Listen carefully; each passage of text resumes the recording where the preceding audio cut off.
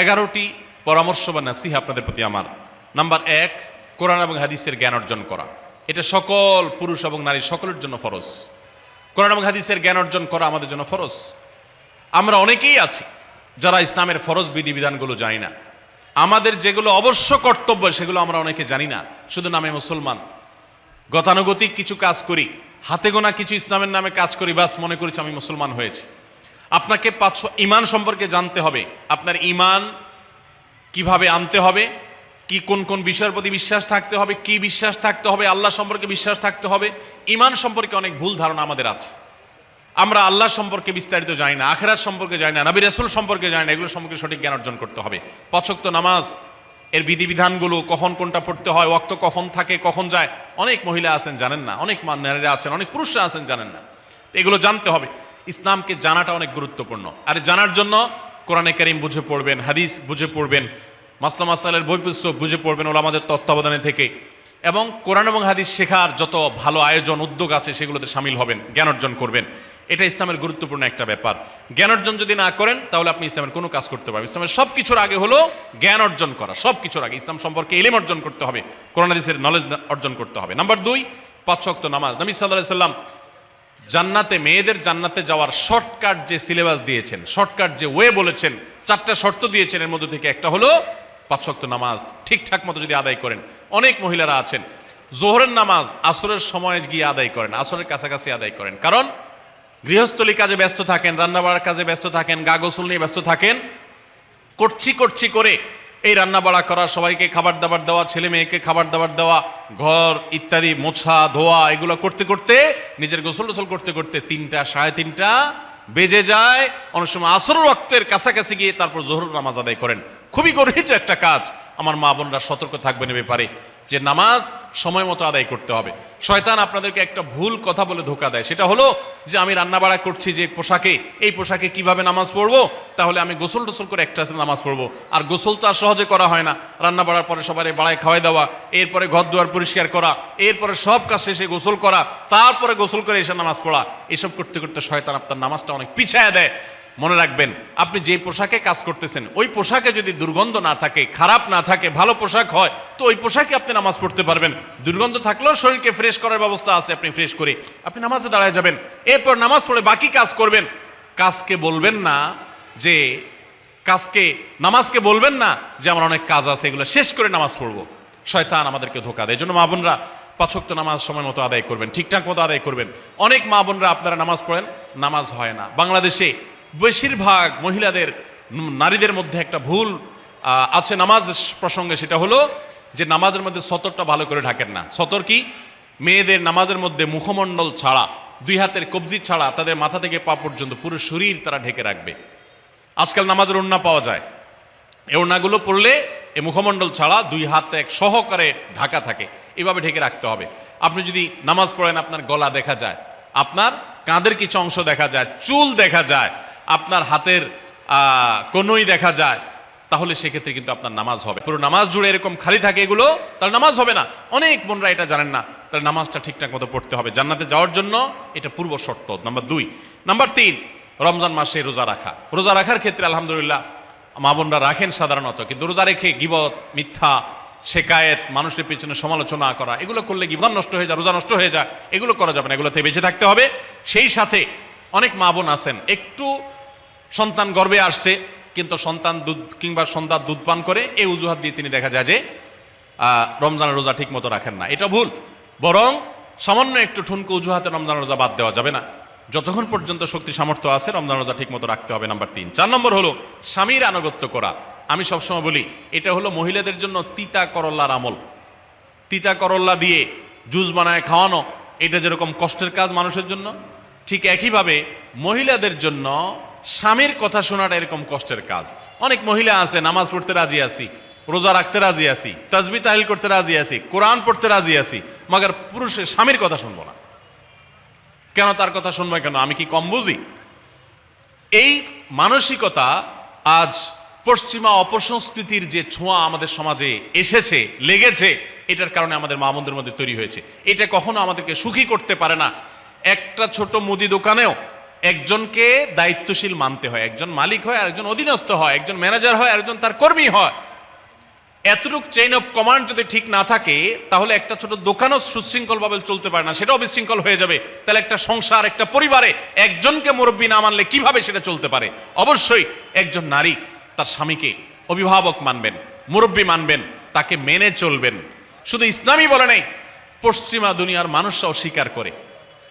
সাবেক মার্কিন president Barack ওবামার একটা আত্মজীবনীমূলক লেখা ধারাবাহিকভাবে বাংলাদেশে একটি জাতীয় গণমাধ্যমে প্রকাশ হয়েছে অনেক বছর আগে, আমি পড়েছি।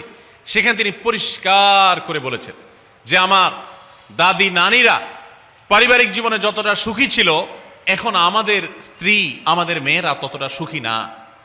অথচ তাদের তাদের এত বেশি শাড়ি চুড়ি, এত বেশি সাজগোজ, এত বেশি সুখ সমৃদ্ধির উপকরণ ছিল না আজকের মেয়েদের যতটা আছে। পারিবারিক শান্তি তখন যতটা ছিল এখন তার ধারে কাছেও নেই। এর অন্যতম কারণ হলো এটি যে আমরা পশ্চিমা অপসংস্কৃতির ছোঁয়ায় পড়ে শয়তান আমাদেরকে অতিরিক্ত স্বাধীনতার নাম দিয়া আমাদেরকে বলগাহীন স্বাধীনতার পথে নিয়ে গেছে, যেটা আমাদের ধ্বংস ডেকে এনেছে। এজন্য একজন গার্ডিয়ান, একজন অভিভাবক পরিবারে থাকতে হবে, তাকে মানতে হবে। আপনি নারী হিসাবে আপনার স্বামীটাকে যদি মনে হয় একটু বোকা কিসিমের, সে বুঝে না, আপনি অবশ্যই ডেফিনেটলি আপনি তাকে বুঝাবেন, আপনি তাকে আপনার মতামত বলবেন, তারও কর্তব্য আপনার মতামত গ্রহণ করা। কিন্তু এর মানে এই না যে আপনি তাকে ডিনাই করবেন, পাত্তা দিবেন না, অবজ্ঞা করবেন, তার কাছে জিজ্ঞেস করা ছাড়া যেদিক সেদিক যাবেন, যা খুশি তা করবেন, এটা উচিত না। আপনার জান্নাতে যাওয়ার প্রয়োজনে ওই যে তিতা করল্লা বলেছি, সে যদি কোনো দিক থেকে তাকে মানতে আপনার কষ্ট হয়, আপনার থেকে সে পিছিয়ে আসে বুদ্ধিতে জ্ঞানে, তারপরে একটু কষ্ট করে ঢোক গিলেন, একটু কষ্ট করে সবর করেন, শুধুমাত্র জান্নাতের আশায় আল্লাহ তাআলা আপনাকে মর্যাদা দিবেন, দুনিয়াতে বড় করবেন, আখিরাতে বড় করবেন। অনেক সময় দেখা যায় পুরুষতান্ত্রিক সমাজে আমাদের দেশে দেখা যায় যে পুরুষদের নানা অনাচারে মেয়েরা অতিষ্ঠ হয়। একটু সবর করেন, সন্তান সন্ততি বড় হবে, তখন আর পুরুষের এই সমস্ত জুলুম থাকবে না, পুরুষ তখন দৌড়ের উপরে থাকবে। এই বাস্তবতা আমরা প্রত্যেকটা মানুষ উপলব্ধি করার কথা। অতএব মেয়েদের, মুসলিম নারীদের অত্যন্ত গুরুত্বপূর্ণ আরেকটি বিষয় হলো 4 নম্বর যেটি বললাম, স্বামীর আনুগত্য করা। যতটুকু সম্ভব তার সর্বোচ্চ আনুগত্য করার চেষ্টা করতে হবে, যতক্ষণ তিনি কোরআন হাদিসের কথা বলেন। স্বামী যদি কোনো অন্যায় কথা করতে বলেন, তাহলে তখন আর তার কোনো কথা শোনা যাবে না। নাম্বার 5, একজন মুসলিম নারীর জন্য তার ইজ্জতের হেফাজত অত্যন্ত গুরুত্বপূর্ণ ব্যাপার। এমন একটা সমাজে আমরা বসবাস করতেছি, পাঠ্য বইয়ে শিক্ষার নামে আমাদের সন্তানদের চরিত্র নষ্ট করে দেওয়া হচ্ছে। বিবাহ বহির্ভূত সম্পর্ক করতে তাদেরকে উস্কানি দেওয়া হচ্ছে, শিক্ষার নামে কুশিক্ষা দেওয়া হচ্ছে, যার কারণে আমার সন্তান নষ্ট হয়ে যাচ্ছে। এই জন্য আমি বলি, এমন যুবক, এমন যুবতী আজকাল সোনার হরিণ হয়ে গেছে। হাজারে 2-4-10 জন যুবক পাওয়া যাবে কিনা সন্দেহ, যেই যুবক বুকে হাত রেখে বুক টান টান করে আল্লাহর শুকরিয়া আদায় করে বলতে পারবে তার যৌবনে কোনো হারাম স্পর্শ সে করে নাই, কোনো হারামের কাছে সে যায় নাই, তার চরিত্রকে সে হেফাজত করেছে, কোনো গুনাহে সে লিপ্ত হয় নাই, এরকম কথা বলার মতো যুবক খুব বেশি নাই আমাদের সমাজে। ধ্বংস করে ফেলা হয়েছে বিনোদনের নামে, শিক্ষার নামে, নানা নামে। এগুলো আমাদের দেশের সংস্কৃতি ছিল না। এদেশের মুসলমান তো বটে, এদেশের হিন্দুরাও পারিবারিক এই বন্ধনের মধ্যে থেকে তারা তাদের চরিত্রকে হেফাজত করে, বৈবাহিক সম্পর্ক ছাড়া কোনো প্রকার সম্পর্কের মাধ্যমে তাদের যৌন আকাঙ্ক্ষাকে মেটায় না।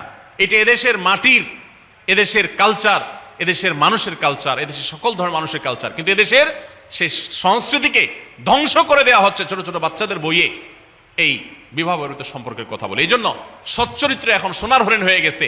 নবী সাল্লাল্লাহু আলাইহি সাল্লাম বলেছেন, মাইয়াজমান লি মা বাইনা লিহিয়াইহি ওয়া মা বাইনা রিজলাইহি আদমান লাহুল জান্নাহ। যে ব্যক্তি তার 2 চোয়ালের মাঝখানের অঙ্গ অর্থাৎ মুখ, আর যে ব্যক্তি তার 2 রানের মধ্যবর্তী অঙ্গ, তার লজ্জাস্থানকে হেফাজত করবে, অন্যায় খাতে ব্যবহার করবে না, এটার সংরক্ষণের দায়িত্ব এবং গ্যারান্টি যে ব্যক্তি নিজের ব্যাপারে নিজে নিবে, নবী সাল্লাল্লাহু আলাইহি ওয়াসাল্লাম বলেছেন, আমি তার জন্য জান্নাতের দায়িত্ব নিয়ে নিলাম। যে এটা 2টার দায়িত্ব নিতে পারবে, আমি তার জান্নাতের দায়িত্ব নিলাম। এবং নবী সাল্লাল্লাহু আলাইহি ওয়াসাল্লাম আরো বলেছেন, আকসারু মা ইউদখিলুন নাস আন-নার, মানুষকে সবচেয়ে বেশি জাহান্নামে নিয়ে যায় কোন জিনিসে? আল ফামু আল ফরজ, এই 2টি অঙ্গ, মুখ এবং লজ্জাস্থান। এই জন্য মা বোনরা, অনেকে আপনাদেরকে অনেক প্ররোচনা দিবে, অনেক গুনাহের পথে আহ্বান করবে। আপনাদের মেয়েরা স্কুল কলেজে পড়তে গেলে সেখানে অনেক অন্যায় আবেদন শুনবে, হারামের আহ্বান শুনবে। তাদেরকে সুশিক্ষা দিবেন যে আল্লাহ তাআলা তোমাকে যে চরিত্র দিয়েছে, এই যৌবন দিয়েছে, এটাকে যেখানে সেখানে ব্যবহার করলে হবে না। কিয়ামতের ময়দানে যুবকদেরকে আলাদা করে জিজ্ঞাসা করা হবে, তোমার যৌবনকালে কি করছো সেটা বলো, বুড়া বয়সে এসে কি করছো এটা ইম্পর্টেন্ট না, যৌবনকালে কি করে আসছো সেটার হিসাব দাও। যৌবনকে হেফাজত করার গুরুত্ব এত বেশি, আল্লাহ আলাদা করে জিজ্ঞাসা করবেন।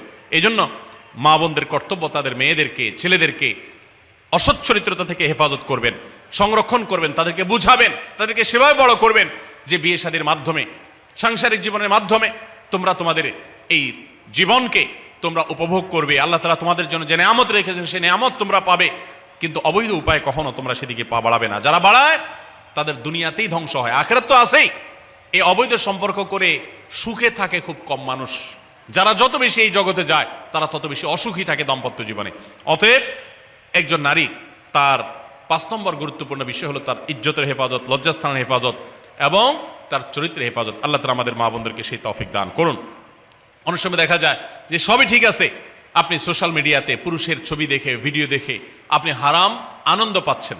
আপনি ইমোতে, হোয়াটসঅ্যাপে, মেসেঞ্জারে বিভিন্ন পুরুষের সাথে অপ্রয়োজনীয় চ্যাটিং করছেন, কথা বলছেন, এবং সেখানে এই বেহুদা কথা থেকে অনেক অনাচার হয়ে যায়, অনেক সংসার ভেঙে যায়, অনেক পরকীয়া হয়, অনেক সংসার ধ্বংস হয়। এই জন্য আল্লাহ বলেছেন ওয়ালা তাকরাবুজ জিনা, জেনার কাছেও যেও না, চ্যাটিংই করতে যেও না, কারণ করতে গেলে তুমি ডুবে যাবা, পরে ফিরে আসতে পারবা না। ভয়ঙ্কর এক গুহা এবং ভয়ঙ্কর এক জগৎ। তো এই পথ থেকে আমাদেরকে বেঁচে থাকতে হবে। আল্লাহ আমাদের তৌফিক দান করুন। নাম্বার 6, মা বোনদের জন্য গুরুত্বপূর্ণ বিষয় হলো সন্তানদের লালন পালন করা। আপনি বাজার থেকে 2-4 কেজি আম কিনে খাইছেন, এটাতে আপনি যতটা সুখী হতে পারবেন, আপনি যদি একটা আমের গাছ লাগাই দিতে পারেন তাহলে তার চাইতে অনেক বেশি সুখী হতে পারবেন, আপনি বেশি লাভবান হবেন, আপনি মনকে মন আম খেতে পারবেন, আপনার বংশধররা খেতে পারবে। নিজে আমল তো করবেনই মায়েরা বোনেরা, পাশাপাশি সন্তানদেরকে যদি আল্লাহ ভীরু বানান, মুত্তাকি বানান, পরহেজগার বানান, কোরআন হাদিস শিখান, তাদেরকে যদি পর্দা শিখান, তাদেরকে যদি চরিত্রের হেফাজত শিখান, তাদেরকে যদি ভালো মানুষ বানানো শিখান, তাহলে আপনি আম গাছ লাগানোর মতো ফলের গাছ লাগাই গেলেন, সওয়াবের গাছ লাগাই গেলেন, দুনিয়া থেকে চলে যাবেন। নেক সন্তানের আমল যেগুলো আপনি শিখাই দিয়ে গেছেন এগুলোর সওয়াব আপনি পেতে থাকবেন। ছেলেটাকে সূরা ফাতিহা নিজে শিখাবেন, মেয়েটাকে সূরা ফাতিহা নিজে শিখাবেন, নিজে ভালো করে শিখবেন, তাহলে কিয়ামত পর্যন্ত, মরণ পর্যন্ত এই ছেলে যতবার সূরা ফাতিহা পড়বে প্রত্যেক নামাজে আপনি কিন্তু সওয়াব পেয়ে থাকবেন, কারণ আপনি শিখাই দিয়ে গেছেন, আপনি শুরুটা করে দিয়ে গেছেন। এই জন্য মা বোনদের জন্য সন্তানদের লালন পালন করা, সন্তান দুধে ভাতে আছে কিনা, ভালো জামা কাপড় পরছে কিনা, এর চাইতে ইম্পর্টেন্ট হলো সন্তান আমার নামাজ পড়ছে কিনা, সন্তান আমার আল্লাহকে চিনে কিনা, সন্তান আমার কোরআন হাদিসের শিক্ষা পেয়েছে কিনা। সন্তান একজন স্কুলে যায় না তার জন্য আমার মাথা খারাপ হলে, সন্তান একজন নামাজ পড়ে না এক ওয়াক্ত তার জন্য আরো বেশি মাথা খারাপ হতে হবে। তাহলে আপনি দায়িত্বশীল মা হতে পারবেন, দায়িত্বশীল বাবা হতে পারবেন। মনে রাখবেন নবী সাল্লাল্লাহু আলাইহি ওয়াসাল্লাম বলেছেন প্রত্যেকটা শিশু জন্মগ্রহণ করে ভালো মানুষ হয়ে, কেউ জন্মগতভাবে খারাপ হয় না, ডাকাত হয়ে জন্মায় না, তবে তার মা বাপ তাকে নষ্ট করে। কারণ মা বাপ তাকে ঠিক মতো লালন পালন না করে, ভালো পরিবেশ দেয় না, খারাপ ছেলেফেলের সাথে মিশে, তখন সে নষ্ট হয়। এই জন্য আপনার দায়িত্ব সন্তান কার সাথে মিশছে, কোথায় যাচ্ছে, কি করতেছে, মোবাইলে কি দেখছে, সন্তানকে সময় দেন, মোবাইল টিপাটিপি বন্ধ করেন, তাদেরকে নিয়ে বসেন, তাদেরকে কথা শোনান, কোরআন হাদিস পাঠ করে শোনান, তাদেরকে ভালো পরিবেশ দেন, ভালো ফ্যামিলির, দিনদার ফ্যামিলির বাচ্চাদের সাথে তাদেরকে মিশান। ইনশাআল্লাহ আপনি আল্লাহর কাছে এর জন্য উত্তম বিনিময় পাবেন, সওয়াব পাবেন।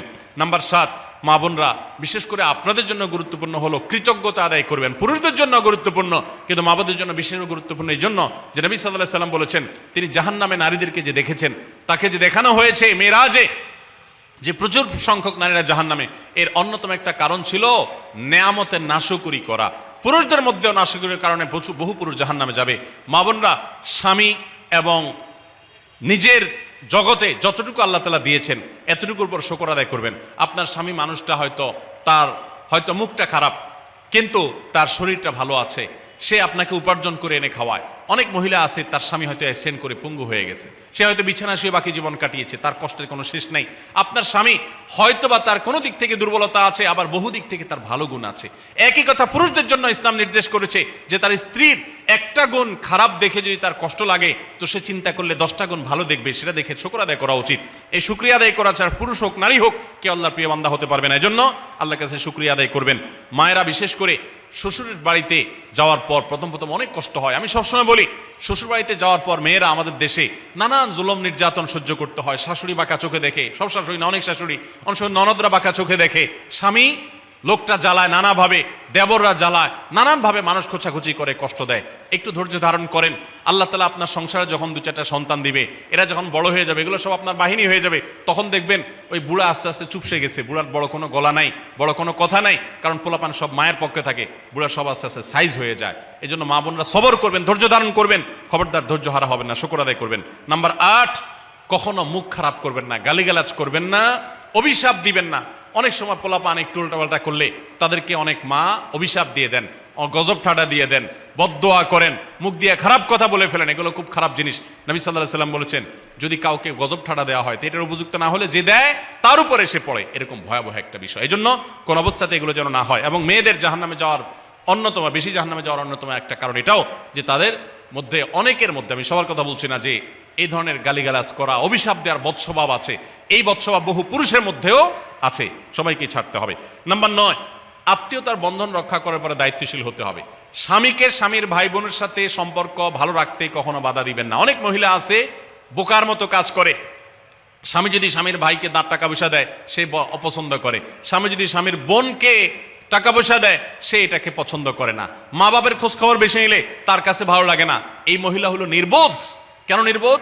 কারণ নবী সাল্লাল্লাহু আলাইহি ওয়াসাল্লাম বলেছেন যে মান সাররাহু আইয়ুবসাতালাহু ফি রিজকিহি আও ইউনসালাহু ফি আথারি ফালিয়াসিল রাহিমা, যে ব্যক্তি চায় তার রিজিকে আল্লাহ বরকত দেখ, তার হায়াতে বরকত দেখ, সে যেন রক্ত সম্পর্কে আত্মীয়দের সাথে সম্পর্ক বেশি ভালো রাখে।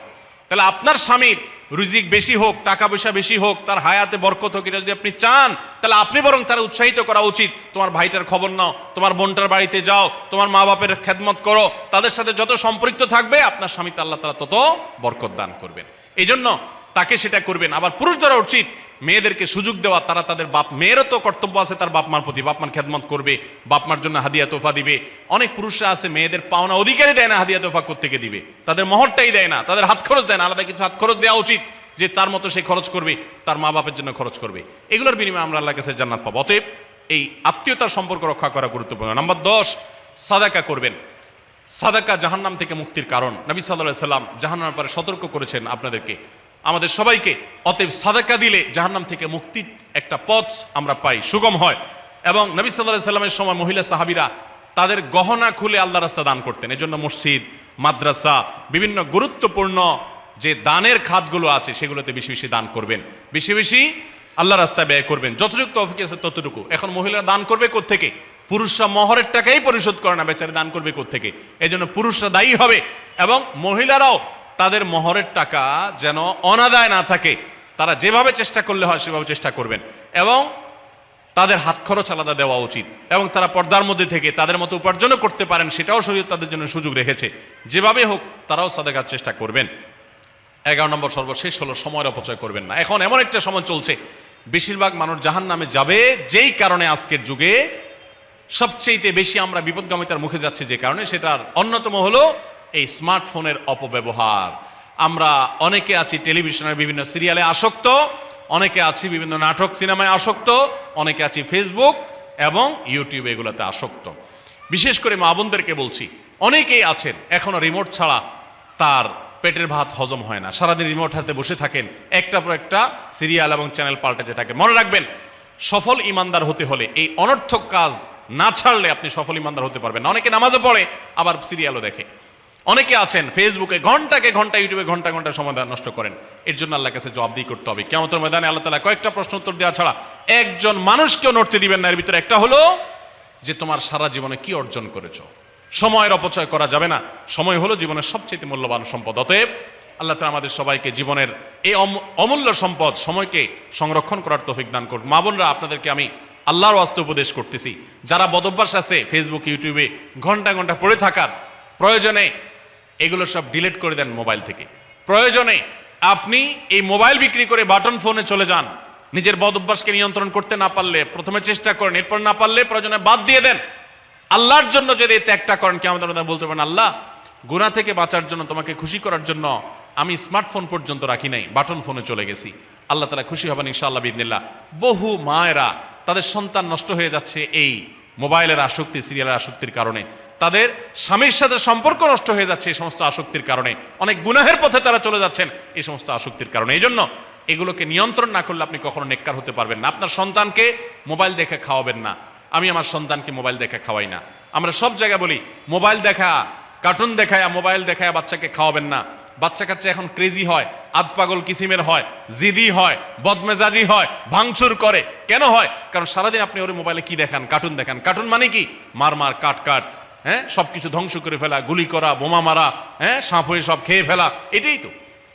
এগুলো বাচ্চাদেরকে ক্রেজি করে, বাচ্চাদেরকে মানসিকভাবে অসুস্থ করে, ধ্বংস করে দেয়। তাদেরকে ফিজিক্যাল খেলাধুলা, শারীরিকভাবে করতে পারে এরকম খেলাধুলার ব্যবস্থা করেন, দৌড়াদৌড়ি করার ব্যবস্থা করেন। বাচ্চারা সুস্থ থাকবে, ভালো থাকবে। মোবাইল থেকে তাদেরকে বাঁচান, টেলিভিশন থেকে তাদেরকে বাঁচান, এবং কার্টুন থেকে, ভিডিও গেমস থেকে তাদেরকে বাঁচান।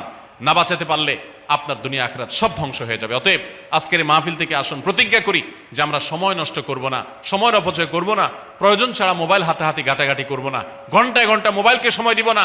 অনেক মেয়েরা আছেন, অনেক পুরুষরা আছেন, এই একটি অপকর্মের কারণে তার শিক্ষা জীবন ধ্বংস হয়ে যায়, চাকরি নষ্ট হয়ে যায়, ব্যবসা লাডে উঠে, মা বাবার সাথে সম্পর্ক নষ্ট হয়, স্বামী স্ত্রীর সম্পর্ক নষ্ট হয়, সাংসারিক জীবন ধ্বংস হয়ে যায়, সবকিছু ধ্বংস হয়ে যায় শুধু এই মোবাইল ফোনের অনিয়ন্ত্রিত ব্যবহার করার কারণে। যারা মোবাইলকে নিয়ন্ত্রণ করতে পারেন না, ডাইরেক্ট হয়ে গেছেন, সারাক্ষণ হাতে মন চায়, তারা একটা শক্ত সিদ্ধান্ত নেন, প্রয়োজনে আমি স্মার্টফোন বিক্রি করে দিব। 6 মাস 8 মাস আপনি কিছুদিনের জন্য, 1 বছরের জন্য বাটন ফোনে চলে যান, এরপর আবার ব্যাক করলে আশা করা যায় আল্লাহ আপনাকে হেফাজত করবেন। এবং ইসলামের নাম দিয়ে, অনেকে বলে আমি ইউটিউবে ওয়াজ শুনি, ফেসবুকে ওয়াজ শুনি, ওয়াজের নাম দিয়া আপনি যে কি করেন কি না করেন সেটা আপনার আরশের মালিক সবই জানেন।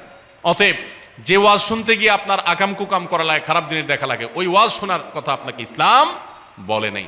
আল্লাহ তাআলা আমাদের সবাইকে সবগুলো বিষয় আমল করার তৌফিক দান করুন। আমরা আবারও বলছি, আজকে আমাদের মা বোনদেরকে লক্ষ্য করে বিশেষ করে যে 11টি করণীয় আপনাদের জীবনকে সোনালী জীবনে পরিণত করতে পারে, আপনাদের জীবনটাকে সমৃদ্ধ করতে পারে, সুখী করতে পারে, এবং আল্লাহর কাছে আপনাদেরকে জান্নাতের উপযুক্ত করবে। কিয়ামতের ময়দানে সুন্দর হাসি, সুখের হাসি, তৃপ্তির হাসি আপনাদেরকে হাসাবে ইনশাআল্লাহ। সেই 11টি নসিহা, সেই 11টি বিষয়ের প্রথমটি হলো কোরআন এবং হাদিসের জ্ঞান অর্জন করবেন। অনেক ভালো ভালো বই আছে কোরআন হাদিস ভিত্তিক, সেগুলো পড়বেন। দিন শিক্ষার যত আয়োজন আছে সেগুলোর সাথে সম্পৃক্ত হবেন। অনলাইনে অনেক কোর্স করা যায়, সেগুলোতে আপনি সম্পৃক্ত হতে পারেন। যেভাবে হোক আপনাকে কোরআন হাদিসের কথা জানতে হবে। আল্লাহ কি বলেছেন, রাসূল সাল্লাল্লাহু আলাইহি ওয়াসাল্লাম কি বলেছেন, মাসালা মাসাইল কখন কি করা উচিত, কোরআন হাদিসে কি বলা আছে, এগুলো জানতে হবে আপনাকে। যতটুকু সম্ভব জানার চেষ্টা করবেন। নাম্বার 2, 5 ওয়াক্ত নামাজ সঠিকভাবে আদায় করবেন, সময় মতো আদায় করবেন। জোহরের ওয়াক্ত বাসার কাজ কাম শেষ করে গোসল করে একেবারে 3টার দিকে একসাথে পড়বো, এটা করা যাবে না, বরং সময় মতো আদায় করতে হবে। এবং মেয়েদের যে সতর, এই সতর ঢাকার পরে সতর্ক থাকতে হবে। পুরো শরীর মুখমণ্ডল ছাড়া যেন ঢাকা থাকে, চুল, গলা, হাতের গোছা, কনুই, এগুলো যেন দেখা না যায়, খেয়াল রাখতে হবে।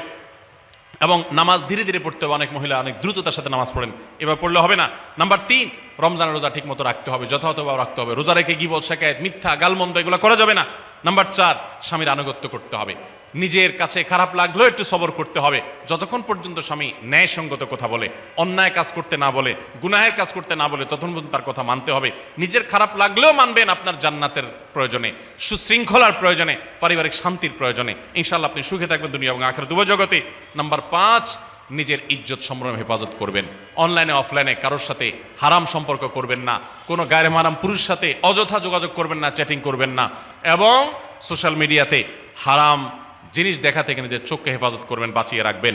নাম্বার 6, নিজের সন্তানদেরকে দিন শিখাবেন, তাদেরকে কোরআন হাদিস শিখাবেন, উত্তমভাবে লালন পালন করবেন, তাদেরকে নামাজ শিখাবেন, মেয়েদেরকে পর্দা শিখাবেন, তারা যেন চরিত্র হেফাজত করে সেই শিক্ষা তাদেরকে দিবেন। উপযুক্ত হওয়ার পর ছেলে মেয়েকে বিয়ে দিবেন, কোনোভাবে যেন হারাম সম্পর্কে না জড়ায় সেজন্য সাবধান থাকবেন। ভালো ফ্যামিলির সাথে তাদেরকে উঠা বসা করাবেন, ভালো শিক্ষা প্রতিষ্ঠানে দিবেন যেখানে দিলে তার ইমান আমল হেফাজত থাকবে। নাম্বার 7, আল্লাহর শুকরিয়া আদায় করবেন, বান্দারও শুকরিয়া আদায় করবেন। আল্লাহ যা দিয়েছেন, যতটুকু আছে স্বামীর সংসারে, আলহামদুলিল্লাহ বলতে শিখবেন, আল্লাহ তাআলা বাড়াই দিবেন ইনশাআল্লাহ। নাফরমানি, নাশুকরি করবেন না, তাহলে আপনি নিজেই ক্ষতিগ্রস্ত হবেন, কষ্টের মধ্যে থাকবেন। আর শুকরিয়া আদায় করলে আপনার নিজেরই মানসিক প্রশান্তি হবে, আল্লাহর নিয়ামত বাড়িয়ে দিবেন। নাম্বার 8, কোনো প্রকার অভিশাপ গালমন্দ করবেন না, সেটা ছেলে মেয়েকে হোক, সংসারকে হোক, স্বামীকে হোক, কোনো কিছু না, ধৈর্য ধারণ করতে হবে। পুরুষদের জন্য এই কথাগুলো প্রযোজ্য। আর নাম্বার 9, আত্মীয়তার সম্পর্ক রক্ষা করতে হবে, ছিন্ন করা যাবে না। নিজের স্বামীকে তার বাপ, তার বোন, তার মা, তার ভাই, তাদের সাথে সুসম্পর্ক বজায় রাখতে সাহায্য করবেন, বাধা দিবেন না, পারলে আরো সাহায্য করবেন, এতে আপনারই লাভ হবে। আবার স্বামীদেরও উচিত স্ত্রীকে তার পরিবারের সাথে সম্পর্ক বজায় রাখার জন্য সাহায্য করা।